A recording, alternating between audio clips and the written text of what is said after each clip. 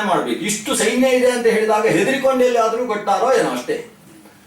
7 ಅಕ್ಷೌಹಿಣಿ ಸೈನ್ಯದ ಜಮಾವಣೆ ಆಗಿದೆ ವಿದುರನ ಪಕ್ಷಕ್ಕೆ. ಆದ್ರಿಂದ ಇದನ್ನು ನೋಡಿ ಕುರು ಪಾಂಚಾಲ ಯುದ್ಧ ಅಂತ ಕರೀತಾರೆ ಹೊರತು ಕುರು ಪಾಂಡವ ಯುದ್ಧ ಅಂತ ಕರೆಯೋಲ್ಲ. ಈ ಯುದ್ಧ ದೃಪದನ ಕಡೆಯಿಂದ ಕೌರವರಿಗೆ ನಡೆದಂತಹ ಯುದ್ಧ. ಯಾಕಂದ್ರೆ ಇಷ್ಟು ಸೈನ್ಯದ ಜಮಾವಣೆಯಲ್ಲಿ ಪ್ರಮುಖ ಮುಂದಾಳುವಾಗಿ ಸಾಗಿರತಕ್ಕಂತಹ ದೃಪದ ಮತ್ತು ದೃಷ್ಟದ್ಯುಮ್ನ. ಈ ಸೈನ್ಯ ಜಮಾವಣೆ ಯಾಕೆ ದೃಪದ ಮಾಡಿದ ಅಂದ್ರೆ ಅಲ್ಲಿ ದುರ್ಯೋಧನ ಜಮಾವಣೆ ಮಾಡಿದ್ದಾನೆ ಅಂತ ವಿಷಯ ಗೊತ್ತಾಗಿ. ದುರ್ಯೋಧನ ಒಂದು 8 ಅಕ್ಷೌಹಿಣಿ ಸೈನ್ಯ ಜಮಾವಣೆ ಆಗಿತ್ತು, ಇನ್ನೊಂದು 3 ಬಾಕಿ ಇತ್ತು ಬರುವಂತಹದ್ದು. ಆದ್ರೆ ಏನಾಗಿತ್ತು ಅಂದ್ರೆ ಆ 3 ಅಕ್ಷೌಹಿಣಿ ಸೈನ್ಯ ಪಾಂಡವರ ಕಡೆಗೆ ಹೊರಟಿತ್ತು. ಅದು ಯಾರಿಂದ? ಶಲ್ಯ ಭೂಪತಿ, ಮದ್ರ ದೇಶದ ಅರಸು ಶಲ್ಯ. ಆತ ನಕುಲ ಸಹದೇವರ ಸಾಕ್ಷಾತ್ ಸೋದರ ಮಾವ. ಯಾಕಂದ್ರೆ ನಕುಲ ಸಹದೇವರ ತಾಯಿ ಮಾದ್ರಿ ದೇವಿಯ ಅಣ್ಣ ಮದ್ರ ದೇಶಾಧಿಪತಿಯಾದಂತಹ ಶಲ್ಯ. ಆತ ಮಹಾ ಶಕ್ತಿಶಾಲಿ. ಅವನಲ್ಲಿದ್ದದ್ದು 3 ಅಕ್ಷೌಹಿಣಿ ಸೈನ್ಯ. ಅಷ್ಟೂ ಸೈನ್ಯವನ್ನು ಕರ್ಕೊಂಡು ಪಾಂಡವರ ಕಡೆಯಲ್ಲಿ ನಿಲ್ಲಬೇಕು. ಪಾಂಡವರ ಸೈನ್ಯ ಆಗ 10 ಅಕ್ಷೌಹಿಣಿ ಆಗ್ತದೆ, ಕೌರವರ ಸೈನ್ಯ 8 ಅಕ್ಷೌಹಿಣಿಯಲ್ಲಿ ನಿಲ್ತದೆ. ಅಷ್ಟಕ್ಕಾದರೂ ಕೌರವರು ಜಗ್ಗಿ ಈ ಕಡೆ ರಾಜ್ಯ ಕೊಡಬೇಕು ಅನ್ನೋ ಯೋಚನೆಯಿಂದ ಬರ್ತಾ ಇದ್ದಾನೆ. ಆದ್ರೆ ಆ ಶಲ್ಯ ಭೂಪತಿ ಅಂದ್ರೆ ನಿಜವಾಗಿಯೂ ದೊಡ್ಡ ಭೂಪತಿಯನ್ನು. ಆ ದಾರಿಯಲ್ಲಿ ಬರ್ತಾ ಇರಬೇಕಾದ್ರೆ ಭಾರೀ ವ್ಯವಸ್ಥೆ ಅವನಿಗೆ. ಎಲ್ಲಿ ದಾರಿಯಲ್ಲಿ ಆತ ಸಾಕ್ತಾ ಇರುವ ರಥ ಬರ್ತಾ ಇರುವ ಜಾಗದಲ್ಲಿ ಕಲ್ಲು ಮುಳ್ಳುಗಳಿಗೆ ಅವಕಾಶ ಇಲ್ಲದೆ ಇರುವಷ್ಟು ಸಾರಿಸಿ ಸೆಗಣಿ ಹಾಕಿ ಶುದ್ಧ ಮಾಡಿದಷ್ಟು ಸುಂದರವಾದ ಮಾರ್ಗಗಳು, ಬದಿಯಲ್ಲಿ ಅಲ್ಲಲ್ಲಿ ಈತನಿಗೆ ಸ್ವಾಗತವನ್ನು ಕೊರತಕ್ಕಂತಹ ಪುಷ್ಪ ತೋರಣಗಳು, ಅಲ್ಲಲ್ಲಿ ಉಳಿದುಕೊಳ್ಳುವುದಕ್ಕೆ ಬೇಕಾದಂತಹ ಶಾಲೆಗಳು, ಅಲ್ಲಿ 100 ಅಡಿಗೆ ಭಟ್ರು ಅಂತ ಹೇಳ್ತಾರೆ. ಅದೆಷ್ಟು 100 ಅಡಿಗೆ ಅವರು ಏನ್ ಮಾಡ್ತಾರೋ ಏನೋ, ಒಬ್ರು ಒಗ್ಗರಣೆ ಹಾಕ್ಲಿಕ್ಕೆ, ಒಬ್ರು ಒಗ್ಗರಣೆಗೆ ಹಚ್ಚಿ ಹಾಕುವುದಕ್ಕೆ, ಅಷ್ಟು ಅಡಿಗೆಯ ವ್ಯಕ್ತಿಗಳು. ಇಷ್ಟೆಲ್ಲ ವ್ಯವಸ್ಥೆ ಬಂದ ಇಡೀ ಅಕ್ಷೌಹಿಣಿ ಸೈನ್ಯಕ್ಕೆ ಬೇಕಾದ ವ್ಯವಸ್ಥೆ ಇವೆಲ್ಲ ಇದೆ. ಇದನ್ನು ನೋಡಿ ಅವನಿಗೆ ತಲೆಗೆ ತಿರುಗಿತಿ. ಇಷ್ಟೆಲ್ಲ ವ್ಯವಸ್ಥೆ ಮಾಡ್ತಾ ಇದ್ದಾರೆ ಅಂದ್ರೆ ಅವರು ಕೇಳಿದ್ದನ್ನು ನಾನು ಕೊಡಬೇಕು. ಯಾರು ಇಷ್ಟು ನಮಗೆ ಧರ್ಮರಾಜ ಬಿಟ್ಟು ಇನ್ಯಾರು ಇಷ್ಟು ನಮ್ಮನ್ನು ಪ್ರೀತಿಯಿಂದ ನೋಡಿಕೊಳ್ಳಿಕ್ಕೆ ಸಾಧ್ಯ ಅಂತ ಯೋಚನೆ ಮಾಡಿಕೊಂಡು ಯಾರಿದು ಮಾಡಿದ್ದು ಅವರು ಒಂದು ಮಾತು ಕೇಳಿ ನಾನು ಬೇಕಾದ್ದು ಕೊಟ್ಟು ಬಿಡ್ತೇನೆ. ಹೀಗೆ ಹೇಳುವುದನ್ನೇ ಕಾಯ್ತಾ ಇದ್ದಂತಹ ದುರ್ಯೋಧನ, ಅವರು ಬರ್ತಾ ಇರುವಲ್ಲಿ ಸಾಕ್ತಾ ಇದ್ದ ದುರ್ಯೋಧನ ಮುಂದಕ್ಕೆ ಬಂದ. ಆಚಾರ್ಯರು 2 ಶ್ಲೋಕದಲ್ಲಿ ಆ ಕಥೆಯನ್ನು ಸೇರಿಸಿಬಿಟ್ಟಿದ್ದಾರೆ. ಮುಂದಕ್ಕೆ ಬಂದು ನಾನೇ ಇದೆಲ್ಲ ವ್ಯವಸ್ಥೆ ಮಾಡಿದ್ದು, ನಾವು ಪೂರ್ತಿ ನಿಮ್ಮ ಸೈನ್ಯದ ಜೊತೆಗೆ ನೀವು ನಮ್ಗೆ ಸಹಾಯ ಮಾಡಬೇಕು, ಇಷ್ಟೇ ನಾನು ಕೇಳಿಕೊಳ್ಳುವುದು ಅಂತ ಕಾಲಿಗೆ ಬಿದ್ದ. ಶಲ್ಯ ಭೂಪತಿ ಚೂರು ಕಣ್ಣಲ್ಲಿ ನೀರು ಹಾಕಿಕೊಂಡು ಯೋಚಿಸಿದ, ನಾನು ಕ್ಷತ್ರಿಯ, ಕೊಟ್ಟ ಮಾತನ್ನು ಮೀರುವುದು ಶಕ್ಯ ಇಲ್ಲ, ದೈವೇಚ್ಛೆ ಹೀಗಿರುವುದಾದ್ರೆ ನಾನೇನು ಮಾಡ್ಲಿಕ್ಕೆ ಸಾಧ್ಯ. ದುರ್ಯೋಧನನ ಕಡೆಗೆ ಬಂದ. ಇದೆಲ್ಲ ಈ ರಾಜರ ವರ್ತನೆ ನೋಡಿದ್ರೆ ನಮ್ಗೆ ಆಶ್ಚರ್ಯ ಆಗುತ್ತೆ, ಹೀಗೂ ಉಂಟೆ ಅಂತ ಅನಿಸುತ್ತೆ. ಆದರೆ ಇದರ ವ್ಯವಸ್ಥೆ ಏನು ಅಂತ ಹೇಳಿದ್ರೆ ನೋಡಿ, ಆ ಕಾಲದಲ್ಲಿ ಇದ್ದಂತಹ ಒಬ್ಬ ಕ್ಷತ್ರಿಯನ ನಿಜವಾದ ಭಾವ ಏನು ಅನ್ನೋದು ಇದರಿಂದ ಗೊತ್ತಾಗುತ್ತೆ. ಅವರಲ್ಲಿ ಒಂದು ಮಾತು ಬಾಯಿಯಿಂದ ಹೊರಗೆ ಬಂದ್ರೆ ಅದನ್ನು ಏನಾದರೂ ಮಾಡಿ ಅದು ತನ್ನ ಪ್ರಾಣ ಹೋದರೂ ತೊಂದರೆ ಇಲ್ಲ, ಉಳಿಸಿಕೊಳ್ಬೇಕು ಅನ್ನುವ ಒಂದು ಮನಸ್ಥಿತಿ ಎತ್ತರದ ರಾಜರುಗಳಲ್ಲಿ ಆ ಕಾಲದಲ್ಲಿ ಇತ್ತು. ಅದು ಕೇವಲ ಶಿಬಿಯಂತಹ ಶ್ರೇಷ್ಠ ರಾಜ ಮಾತ್ರ ಅಲ್ಲ, ತನ್ನ ಪ್ರಾಣವನ್ನೇ ದೇಹವನ್ನೇ ಕೊಟ್ಟು ಬಿಡ್ತೇನೆ ಅಂತ ಹೊರಟ ಶಿಬಿ ಮಾತ್ರ ಅಲ್ಲ, ಶಲ್ಯನಂತಹ ವ್ಯಕ್ತಿತ್ವದಲ್ಲೂ ಅಂಥದ್ದಿತ್ತು. ಪಾಂಡವರಲ್ಲೂ ಆ ತಾಯಿ ಹೇಳಿದ್ಲು 5 ಜನ ಹಂಚಿಕೊಳ್ಳಿ ಅಂತ. ದ್ರೌಪದಿ ದೇವಿಯನ್ನು 5 ಜನ ವಿವಾಹವಾದರು. ಇದೆಲ್ಲ ಮಾತನ್ನು ಉಳಿಸಿಕೊಳ್ಬೇಕು ಅನ್ನುವ ದೃಢತೆ ಆ ಕಾಲದ ಕ್ಷತ್ರಿಯ ಬ್ರಾಹ್ಮಣರಲ್ಲಿ ಅತ್ಯಂತ ದೃಢವಾಗಿದ್ದಂತಹ ಕಾಲ ಅದು. ಶಲ್ಯ ತನ್ನ ಪೂರ್ತಿ ಸೇನೆಯನ್ನು ದುರ್ಯೋಧನನಿಗೆ ಒಪ್ಪಿಸಿದ. ಆದರೆ ಮನಸ್ಸಿನಲ್ಲಿ ಧರ್ಮರಾಜನಿಗೆ ನಾನು ಅನ್ಯಾಯ ಮಾಡ್ತಾ ಇದ್ದೇನೆ, ನಕುಲ ಸಹದೇವರು ಆ ಕಡೆ ಇದ್ದಾರೆ, ನಾನು ಇಲ್ಲಿ ಅವರ ಜೊತೆಗೆ ಹೋರಾಡಬೇಕಾಗಿದೆ. ಹೋದ್ರು ಸೀದಾ, ನಾನು ಹೋಗಿ ಪಾಂಡವರಲ್ಲಿ ಮಾತಾಡಿ ಬರ್ತೇನೆ ಅಂತ ಪಾಂಡವನಲ್ಲಿ ಮಾತಾಡುವುದಕ್ಕೆ ಬಂದರು. ಧರ್ಮರಾಜ ಅನಿವಾರ್ಯತೆ, ತಾವಲ್ಲಿ ಯುದ್ಧ ಮಾಡಬೇಕಾಗಿದೆ, ಏನು ಬೇಸರ ಮಾಡಿಕೊಳ್ಳಿಲ್ಲ ಧರ್ಮರಾಜ, ನೀವು ಅಲ್ಲಿ ನಿಂತು ಯುದ್ಧ ಮಾಡಿ, ತೊಂದರೆ ಇಲ್ಲ. ಆದರೆ ನೀವು ಒಂದಲ್ಲ ಒಂದು ದಿವಸ ಸಾರಥಿ ಆಗಬೇಕಾದ ಪ್ರಸಂಗ ಬರ್ತದೆ. ಆ ಕರ್ಣನಿಗೆ ಸಾರಥಿ ಆಗಬೇಕಾದ ಪ್ರಸಂಗ ಬಂದರೆ ಅರ್ಜುನನಿಗೆ ಅನುಕೂಲವಾಗಿ ತಾವು ನಡ್ಕೊಂಡ್ರೆ ಸಾಕು ಅಂತ ಒಂದು ಕೇಳಿಕೊಂಡ. ನಾನು ಅಲ್ಲಿ ಮಾತ್ರ ಅಲ್ಲ, ಎಲ್ಲೆಲ್ಲಿ ನಿಮ್ಗೆ ಅನುಕೂಲ ಆಗಬೇಕು ಅಲ್ಲೆಲ್ಲ ಅನುಕೂಲವಾಗಿ ಇರ್ತೇನೆ, ಆದರೆ ಆ ಯುದ್ಧ ನೀತಿಯನ್ನು ಮೀರುವುದಿಲ್ಲ ಅಂತ ಹೇಳ್ತಾರೆ. ಇಲ್ಲಿ ನಾವು ಗಮನಿಸುವ ಅಂಶ ಏನಂದ್ರೆ, ಯುದ್ಧ ನೀತಿಯನ್ನು ಮೀರದೆ ಅವರು ಏನ್ ಬೇಕಾದ್ರೂ ಮಾಡ್ಬೋದು. ಯುದ್ಧ ನೀತಿಯಲ್ಲಿ ಆ ಕಡೆ ಪಕ್ಷದಲ್ಲಿದ್ದಾಗ ಈ ಕಡೆಯಿಂದ ದಿವಸಕ್ಕಿಷ್ಟು ಕೊಲ್ಲಬೇಕು ಅಂತ ಇರ್ತದೆ, ಅಷ್ಟು ಕೊಂದ ಮೇಲೆ ಅವರು ತಲೆದಿಂಬುದೆಗೊಂಡು ಹೋಗ್ಬೋದು, ತೊಂದರೆ ಇಲ್ಲ. ಅವರು ಯುದ್ಧ ನೀತಿಗೆ ಅನುಗುಣವಾಗಿ ಯುದ್ಧ ಮಾಡಬೇಕು. ಭೀಷ್ಮ ಒಂದು ಪ್ರತಿಜ್ಞೆ ಮಾಡಿದ್ದು, ನಾನು ದಿನವೊಂದಕ್ಕೆ 10,000ಕ್ಕೆ ಕಡಿಮೆ ಇಲ್ಲದೆ ಇರುವಷ್ಟು ಮುಕುಟವರ್ಧನರ ತಲೆಯನ್ನು ಬೀಳಿಸಿ ಬಿಡ್ತೇನೆ ಅಂತ ಒಂದು ಪ್ರತಿಜ್ಞೆ ಮಾಡಿದ. ಆ ಪ್ರತಿಜ್ಞೆಯನ್ನು ತಾನು ಯುದ್ಧ ಮಾಡಿದ 9 ದಿವಸಗಳಲ್ಲಿ ಕೊನೆಯ 10ನೇ ದಿವಸವೂ ಕೂಡ ನೆರವೇರಿಸಿಕೊಂಡಿದ್ದಾನೆ. ಅಷ್ಟು ಮಾಡಿದ ಮೇಲೆ ಸುಮ್ಮನೆ ಯುದ್ಧ ಮಾಡ್ತಾ ಇರೋದು. ಅಷ್ಟು 10,000ಕ್ಕೆ ಕಡಿಮೆ ಇಲ್ಲದೆ ಇರುವಷ್ಟು ರಾಜಾಧಿರಾಜರುಗಳ ತಲೆ ಬೀಳಿಸುವುದು ಅನ್ನೋದು ಅವನ ಕರ್ತವ್ಯ. ಅಷ್ಟು ಮಾಡುದು. ಯುದ್ಧದ್ದು ಬೆಲ್ಲಾಗುತ್ತೆ, ಅಷ್ಟೊತ್ತಿಗೆ ನಿಲ್ಲಿಸುವುದು. ನಿಲ್ಲಿಸಿದ ಮೇಲೆ ಅವರು ಇವರು ಬಂದು ತಪ್ಪಿಕೊಳ್ಬಹುದು, ಪರಸ್ಪರ ಮಾತಾಡಿಕೊಳ್ಬಹುದು, ಇವರು ಅವರಲ್ಲಿಗೆ ಹೋಗ್ಬೋದು, ಅವರು ಇವರಲ್ಲಿಗೆ ಬರ್ಬೋದು. ಆದ್ರಿಂದ ಇದು ಯುದ್ಧ ಅನ್ನೋದು ಒಂದು ಆಟ ಇದ್ದ ಹಾಗೆ. ಇವತ್ತು ಎರಡೆರಡು ದೇಶಗಳಲ್ಲಿ ಆಟ ಆಗುತ್ತೆ, ಆಟ ಆಗುವಲ್ಲ ತನಕ ಯುದ್ಧ, ಆಮೇಲೆ ಅವರು ಒಟ್ಟಿಗೆ ಸೇರಿ ಏನ್ ಬೇಕಾದ್ರೂ ಆಟ ಆಡುದು. ಈ ಒಂದು ಭಾವದಿಂದ ಇಡೀ ಕುರುಕ್ಷೇತ್ರ ಯುದ್ಧ ನಡೆದಿದೆ ಅನ್ನೋದು ನಮ್ಮ ತಲೆಯಲ್ಲಿ ಬೇಕಾಗ್ತದೆ. ಅದರಲ್ಲಿ ಅಂತಹ ಧರ್ಮದ ಚಿಂತನೆ ಇತ್ತು. ಆ ಕಾಲದಲ್ಲಿ ಒಂದು ಪ್ರಾಣ ಕೊಡುವುದು ಅಂದ್ರೆ ಅದು ಯಜ್ಞದಲ್ಲಿ ಬಲಿಯಾಗುವುದು ಅಂತ ಅರ್ಥ ಅನ್ನುವ ಒಂದು ಪವಿತ್ರ ಭಾವ ಇತ್ತು. ಆ ಭಾವದಿಂದ ಕುರುಕ್ಷೇತ್ರದಲ್ಲಿ ಯುದ್ಧ ನಡೆದಿದೆ. ಅಂತೂ ಈ 3 ಅಕ್ಷೌಹಿಣಿಯನ್ನು ಸೇರಿಸಿ ಕೌರವನ ಪಕ್ಷದಲ್ಲಿ 11 ಅಕ್ಷೌಹಿಣಿ ಸೈನ್ಯ ಜಮಾವಣೆಯಾಗಿದೆ. ಈ 11 ಅಕ್ಷೌಹಿಣಿ ಆಗಿರಲಿಲ್ಲ, ಯಾಕಂದ್ರೆ ಅದರಲ್ಲಿ ಸ್ವಲ್ಪ ಸೇರಬೇಕಿತ್ತು. ಅದು 10 ಲಕ್ಷ ಮಹಾಪರಾಕ್ರಮಿಗಳು ಅಲ್ಲಿ ಸೇರುವಂತಹದ್ದು ಒಂದು ಉಳ್ಕೊಂಡಿತ್ತು. ಅದಕ್ಕೋಸ್ಕರ ಕಾಲ ಕಾಯ್ತಾ ಇದ್ದ ದುರ್ಯೋಧನ ಏನಾದ್ರೂ ಮಾಡಿ ಕೃಷ್ಣನನ್ನು ನಮ್ಮ ಪಕ್ಷಕ್ಕೆ ಎಳ್ಕೊಳ್ಬೇಕು ಅಂತ ಯೋಚಿಸಿದ್ದ. ಅಷ್ಟರಲ್ಲಿ ಈ ಸಂಜಯನ ಕಡೆಯಿಂದ ಏನು ವಿಷಯ ಬರದೇ ಇದ್ದದ್ರಿಂದ, ಸಂಜಯ ಹೋಗಿದ್ದಾನೆ, ಆ ಕಡೆಯಿಂದ ವಿಷಯ ಬರಲಿಲ್ಲ. ಕೃಷ್ಣ ನಾನು ಒಂದು ಸಲ ದ್ವಾರಕೆಗೆ ಹೋಗಿ ಬರ್ತೇನೆ ಅಂತ ದ್ವಾರಕೆಗೆ ಹೊರಟಿದ್ದ. ಕೃಷ್ಣ ದ್ವಾರಕೆಗೆ ಹೊರಟಿದ್ದಾನೆ ಅನ್ನುವುದನ್ನು ಚಾರರಿಂದ ತಿಳಿದಂತಹ ದುರ್ಯೋಧನ ತಾನು ಆ ಕ್ಷಣದಲ್ಲಿ ಯಾತ್ರೆಯನ್ನು ಕೈಗೊಂಡ ದ್ವಾರಕೆಗೆ. ಕೃಷ್ಣನಲ್ಲಿ ಹೋಗಿ ಸಹಾಯ ಯಾಚನೆ ಮಾಡುವುದು. ದುರ್ಯೋಧನ ಹೊರಟಿದ್ದಾನೆ ಅನ್ನೋ ವಿಷಯ ಈ ಕಡೆ ಗೊತ್ತಾಯಿತು ಧರ್ಮರಾಜನಿಗೆ. ಈ ಒಳಗಿನ ಚಾರರ ಕೆಲಸ ತುಂಬಾ ನಡೀತದೆ. ಆಗ ಧರ್ಮರಾಜ ಅರ್ಜುನ ನೀನು ಹೋಗುವಂತ ಅರ್ಜುನನನ್ನು ಕಳಿಸಿದ. ಅರ್ಜುನ ದುರ್ಯೋಧನನಿಗಿಂತ 2 ಪಟ್ಟು ವೇಗದಲ್ಲಿ ಸಾಗಿದ. ಆದರೆ ಮೊದಲು ಮುಟ್ಟಿದ್ದು ದುರ್ಯೋಧನ, ಯಾಕಂದ್ರೆ ಅಷ್ಟು ಬೇಗ ಹೊರಟಿದ್ದವ. ದುರ್ಯೋಧನ ಅಲ್ಲಿ ಮುಟ್ಟಿದ್ದಾನೆ. ಮುಟ್ಟಿ ಒಂದು 5 ನಿಮಿಷದಲ್ಲಿ ಅರ್ಜುನನು ಕೂಡ ಅಲ್ಲಿಗೆ ತಲುಪಿದ್ದಾನೆ. ದುರ್ಯೋಧನ ತಲುಪಿದವ ರಥವನ್ನು ಹೊರಾಂಗಣದಲ್ಲಿ ಇಡಲಿಲ್ಲ, ಒಳಾಂಗಣದ ತನಕ ತೆಗೊಂಡು ಹೋಗಿ ಅಲ್ಲಿಂದ ಒಳಗೆ ಹೋಗಿ ಕೃಷ್ಣನ ಒಳಗೆ ನೇರ ಪ್ರವೇಶ ಮಾಡಿದ್ದಾನೆ. ರಾಜಾಧಿರಾಜನ ಚಕ್ರವರ್ತಿ ಬಂದಿದ್ದಾನೆ ಅಂತ ಹೇಳಿ. ಯಾಕಂದ್ರೆ ಕೃಷ್ಣ ಚಕ್ರವರ್ತಿ ಏನೋ ಅಲ್ಲ, ಒಂದು ಸಾಮಾನ್ಯ ಒಂದು ಮಾಂಡಳಿಕ. ಆದ್ರಿಂದ ಕೃಷ್ಣ ಚಕ್ರವರ್ತಿ ಬಂದಿದ್ದಾನೆ ಅಂತ ಒಳಗೆ ಪ್ರವೇಶ ಮಾಡಿಸಿದ್ದಾರೆ. ಆದ್ರೆ ಕೃಷ್ಣ ದೀರ್ಘ ವಿಶ್ರಾಂತಿ, ಮಧ್ಯಾಹ್ನ 4 ಗಂಟೆ ಹೊತ್ತಿಗೆ. ಗೃಹಸ್ಥ ಆದ್ರಿಂದ ದೋಷ ಆಗುವುದಿಲ್ಲ. ಉಪನ್ಯಾಸದಲ್ಲಿ ವಿಶ್ರಾಂತಿ ತಗೊಂಡ್ರೆ ದೋಷ ಅಷ್ಟೇ. ಇದು ಕೃಷ್ಣ ಗೃಹಸ್ಥನಾದ್ರಿಂದ ಮಧ್ಯಾಹ್ನದ ಹೊತ್ತು ವಿಶ್ರಾಂತಿಯಲ್ಲಿದ್ದಾನೆ. ಅವನ ತಲೆಯ ಪಕ್ಕದಲ್ಲಿ ಒಂದು ಆಸನ ಇತ್ತು, ಆ ಆಸನದಲ್ಲಿ ಬಂದು ಕುಳಿತಿದ್ದಾನೆ. ಅರ್ಜುನ ಬಂದ, ಹೊರಾಂಗಣದಲ್ಲಿ ತನ್ನ ರಥವನ್ನು ನಿಲ್ಲಿಸಿ ನಡ್ಕೊಂಡು ಬಂದ. ಕೃಷ್ಣನ ಹತ್ರ ಬಂದ್ರೆ ಮುಂಭಾಗದಲ್ಲಿ ಇವ ಕೂತಿದ್ದಾನೆ. ಇವನು ಅವನನ್ನು ನೋಡ್ಲಿಲ್ಲ, ಕೃಷ್ಣನ ಪಾದವನ್ನು ಕಂಡ.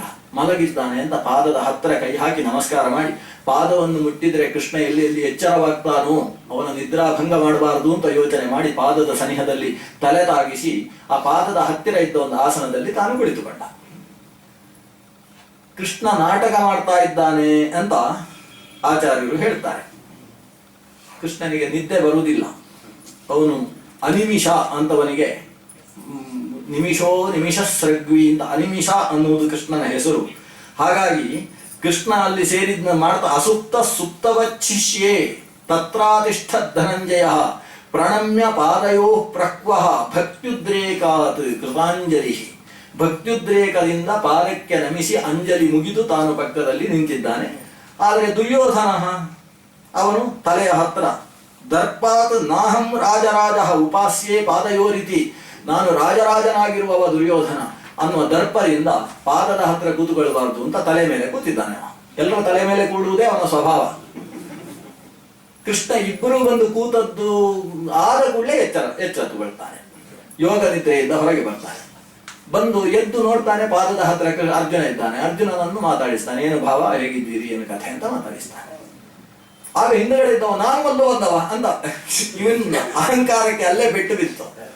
ಕೃಷ್ಣ ಮಾತಾಡಿಸ್ಲೇ ಇಲ್ಲ ದುರ್ಯೋಧನ ಹತ್ರ. ಯಾಕಂದ್ರೆ ಎದ್ದಾಗ ಅವನು ಕಾಣಿಸುವುದಿಲ್ಲ, ತಲೆ ಮೇಲೆ ಕೂತವ, ಬೆನ್ನ ಹಿಂದೆ ಹೋಗ್ತಾನೆ ಹೊರತು ಅವ ಕಾಣಿಸುವುದಿಲ್ಲ. ಪಾದ ಹತ್ರ ಇದ್ದಂತಹ ಅರ್ಜುನನ ಹತ್ರ ಮಾತಾಡಿಸಿದ. ತಮೈಕ್ಷತ್ ಪ್ರಥಮಂ ದೇವ ಜಾನನ್ನಪಿ ಸುಯೋಧನಂ. ಮಹಾಭಾರತದಲ್ಲಿ 7-8 ಶ್ಲೋಕಗಳ ಕಥೆ ಆಚಾರ್ಯ ಒಂದು ಶ್ಲೋಕದಲ್ಲಿ ಹೇಳ್ತಾರೆ.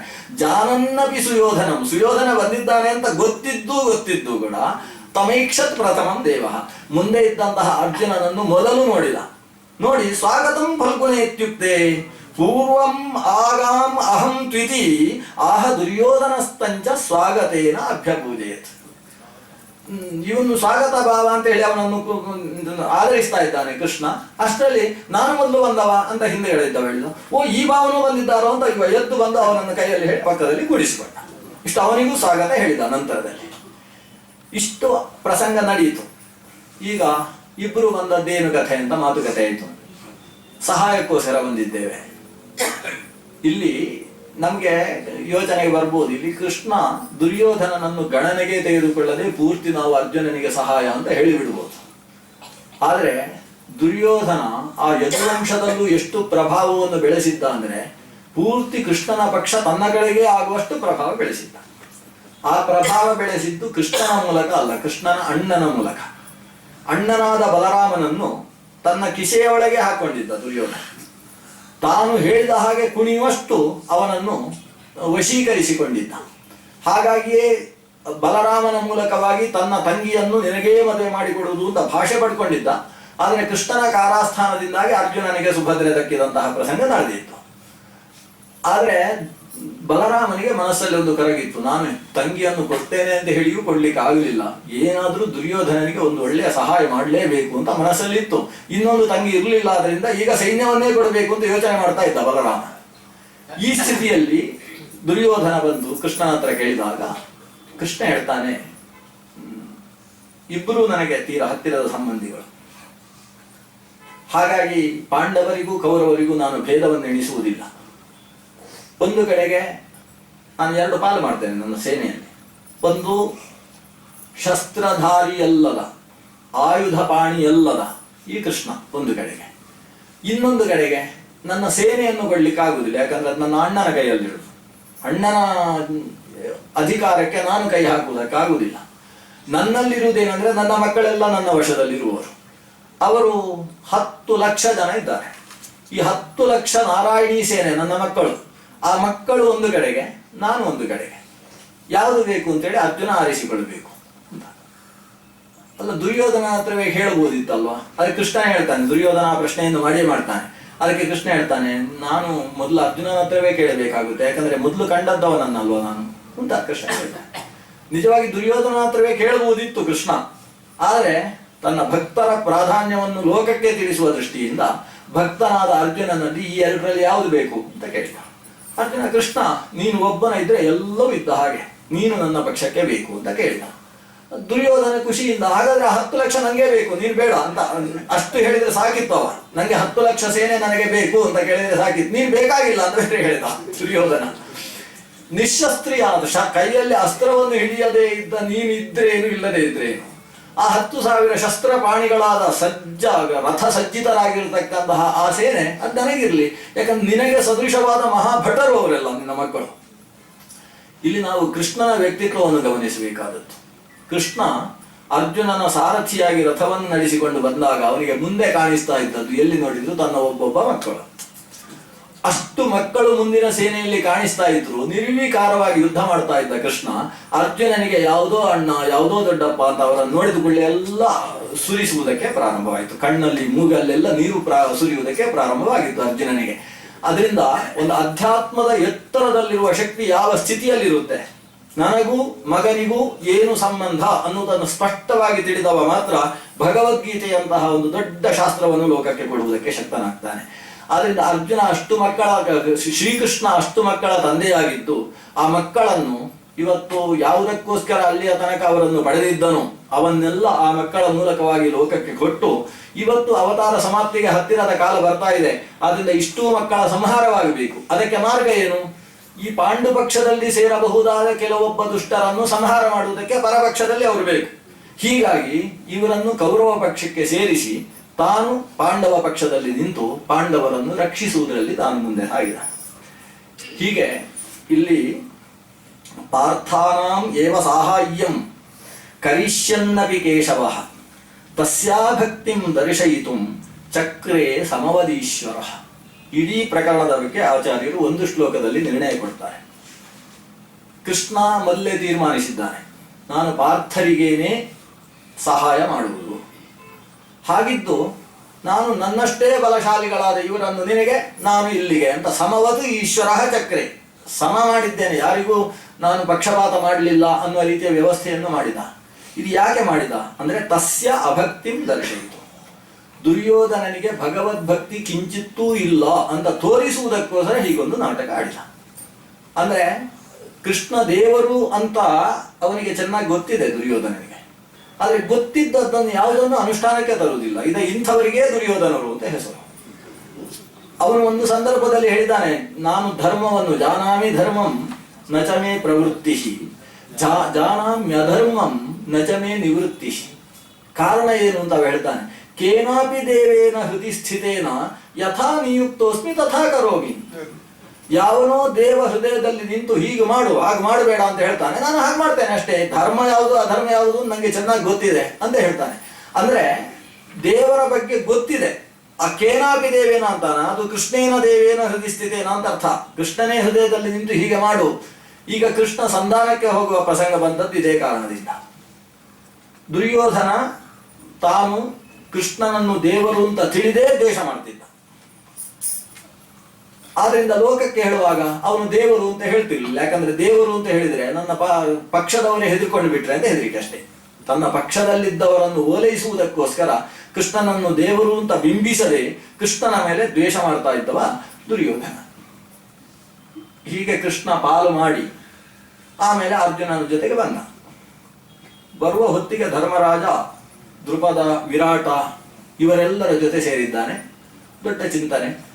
ಕೃಷ್ಣ ಈಗ ಯುದ್ಧವೇ ಆಗಬೇಕು ಅನ್ನೋ ಪ್ರಸಂಗ ನಿರ್ಧಾರವಾಗಿದೆ. ಆದರೆ ಕೊನೆಗೆ ಒಂದು ಆಸೆ ಇದೆ. ಇನ್ನೂ ನಮ್ಮ ಇಷ್ಟು ಸೇನೆ ಎಲ್ಲ ಸೇರಿರುವುದನ್ನು ನೋಡಿಯಾದರೂ ಆ ಕೌರವ ಪಕ್ಷದವರು ಯುದ್ಧ ಬೇಡ, ರಾಜ್ಯ ಕೊಡ್ತೇವೆ ಅಂತ ಒಂದು ಹೇಳಿಬಿಟ್ರೆ ನಾವು ಸಮಾಧಾನದಿಂದ ರಾಜ್ಯ ಭಾರ ಮಾಡಬಹುದಾಗಿದೆ. ಆದ್ರಿಂದ ನೀನು ಒಂದು ಬಾರಿ ಯಾಕೆ ಪ್ರಯತ್ನಿಸಬಾರದು ಅಂತ ಕೃಷ್ಣನಲ್ಲಿ ಒಂದು ಮಾತು ಕೇಳ್ತಾನೆ ಧರ್ಮರಾಜ. ಕೃಷ್ಣನಿಗೆ ಖುಷಿ, ನನಗೆ ಇನ್ನೊಂದು ನಾಟಕ ಆಡ್ಲಿಕ್ಕೆ ಒಳ್ಳೆ ಅವಕಾಶ ಸಿಕ್ಕಿದೆ, ರಂಗವೇ